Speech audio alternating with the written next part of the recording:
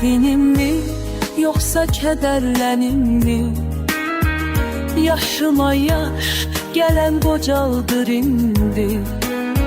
Bir vaxt bu dünyaya getiren iller, gele gele özü aparır indi. Tələsə, tələsə gəldiyin yerə, çəpərlər, bərələr, bəndlər aşmışam.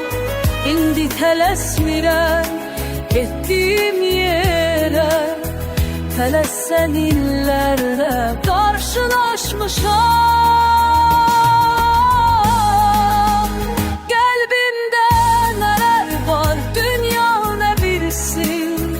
Geçtes bu dünyanın hedefindeyim. Bu dünya ne bilir, ne deyir desin. Ben hele yaşamak hevesindeyim. Ben hele yaşamak hevesindeyim.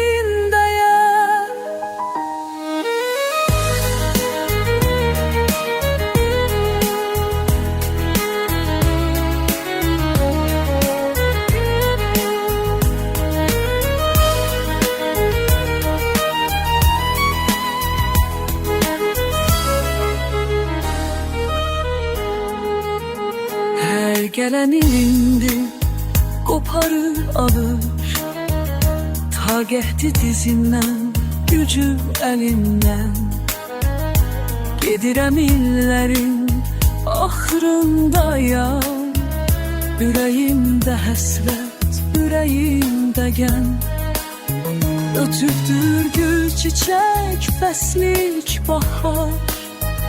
Ömrümün solgun bir fəsilindəyəm.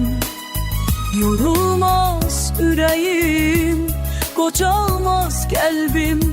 Yorgunluq, qocalıq əsirindəyəm. Qəlbimdə nələr var, dünya nə bilsin.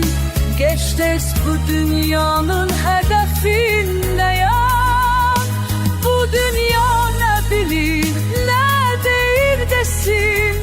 Ben hele yaşamak hevesindeyim. Ben hele yaşamak hevesindeyim.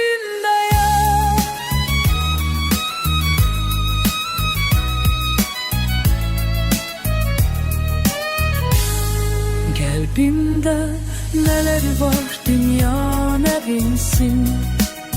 Geç tez bu dünyanın hedefindeyim. Bu dünya ne bilir, nedir desin. Ben hele yaşamak hevesindeyim.